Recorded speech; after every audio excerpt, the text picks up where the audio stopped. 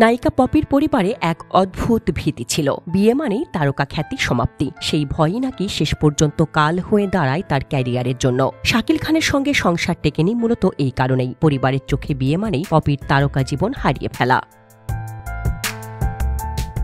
এ ঘটনা প্রায় ২২ বছর আগের ২০০০ সালে। সেই বিয়ের কলহের পর থেকেই একের পর এক ছবির সুযোগ হাতছাড়া হতে থাকে পপির। তখন প্রযোজকদের লগ্নি ছিল প্রায় ৫০ কোটি টাকারও বেশি, অথচ ধীরে ধীরে তিনি হয়ে পড়েন প্রায় বেকার। এক সময়কার হার্টথ্রোব এই নায়িকা ডুবে যান সেই ঘূর্ণিপাকে, যেখান থেকে আর ফেরার পথ খোলা থাকে না। অনেকটা সত্যজিৎ রায়ের নায়ক সিনেমার সেই অরিন্দমের মতো খ্যাতির ঝলকানি থেকে ধীরে ধীরে টেনে নেওয়া হয় অন্ধকার চোরাবালির দিকে।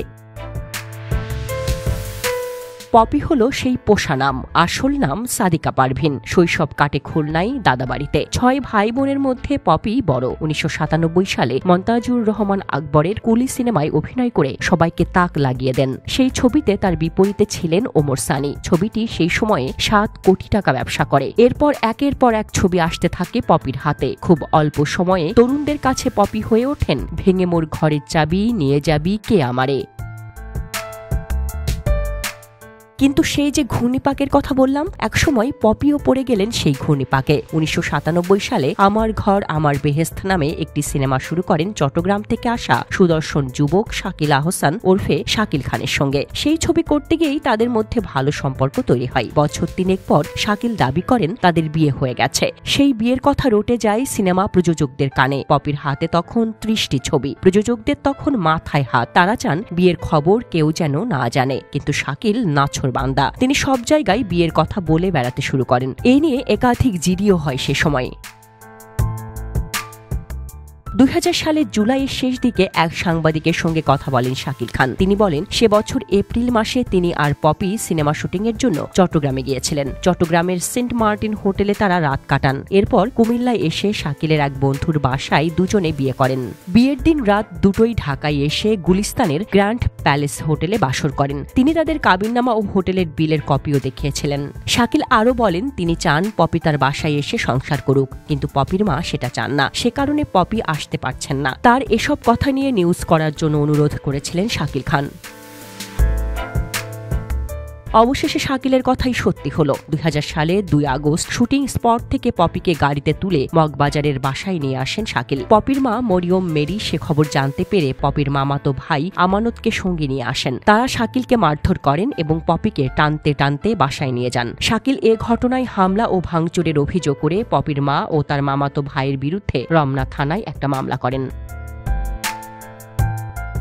পপির এ ঘটনা প্রযোজকদের কানে যায়। তারা পপিকে সহায়তা করতে এগিয়ে আসেন। সে সময়ের একজন পুলিশ কর্মকর্তাও পপির পক্ষে দাঁড়ান। এবার শাকিলের বিরুদ্ধে মেয়েকে মারধর, অপহরণ ও হত্যা চেষ্টার মামলা করেন পপির বাবা আমির আলী। সেই মামলায় ২০০০ সালের ৫ আগস্ট শাকিল খানকে গ্রেপ্তার করে পুলিশ। এ ঘটনায় পুরো ফিল্ম ইন্ডাস্ট্রিতে হইচই পড়ে যায়। চলতে থাকে পাল্টাপাল্টি অভিযোগ। ৭ আগস্ট জাতীয় প্রেস ক্লাবে সংবাদ সম্মেলন করেন পপি। সেখানে তিনি বিয়ের কথা অস্বীকার করেন। সংবাদ সম্মেলনে পপি বলেছিলেন শাকিল তাকে বাসার একটি কক্ষে আটকে রেখে মারধর ও হত্যার চেষ্টা করেছিলেন। সাংবাদিকরা জানতে চান এতে কি আপনি আহত হয়েছিলেন? পপির জবাব ছিল কিছু কিছু ক্ষত থাকে যা প্রকাশ্যে দেখানো যায় না। তবে পপির সেই সংবাদ সম্মেলনের পরও পরিস্থিতি শান্ত না হলে পুলিশ বাধ্য হয়ে পপির মা ও মামাতো ভাইকে গ্রেপ্তার করে। তবে পপিকে পুলিশ কখনো গ্রেপ্তার করেনি। এ ঘটনার ২ সপ্তাহ পরে শাকিল জামিনে বেরিয়ে আসেন। এরপর চলচ্চিত্র শিল্পী সমিতির নেতারা তাদের নিয়ে এফডিসিতে বৈঠকে বসেন। সেই বৈঠকে সিদ্ধান্ত হয় দুজনেই নিজের খরচে মামলা তুলে নেবেন। তারা কখনো একসঙ্গে অভিনয় ও চলাফেরা করতে পারবেন না। তখন শিল্পী সমিতির সভাপতি ছিলেন মাহমুদ কলি। বৈঠক থেকে বেরিয়ে এসে এই সিদ্ধান্তের কথা জানিয়ে তিনি বলেছিলেন এতে হয়তো পরিস্থিতি ঠিক হয়ে যাবে, কিন্তু মেয়েটির ক্যারিয়ার শেষ হয়ে যাবে। সত্যি এ ঘটনার পর পপির হাতের ছবির সংখ্যা একেবারে কমে আসে। শাকিল খানও বেকার হয়ে পড়েন।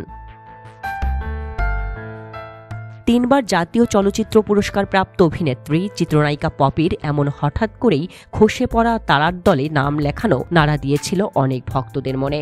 সত্যজিৎ রায়ের সেই নায়ক সিনেমার নায়ক অরিন্দমের কথা মনে পড়ে। তিনি স্বপ্নে দেখছেন শুধু টাকার মাঝে হেঁটে চলেছেন প্রচণ্ড উৎফুল্ল হয়ে। এরপর হঠাৎ করেই টাকার চোরাবালিতে ডুবতে থাকেন।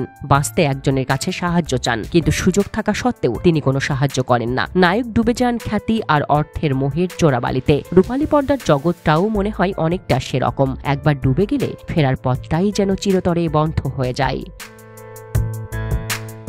Desk report, Dhaka express.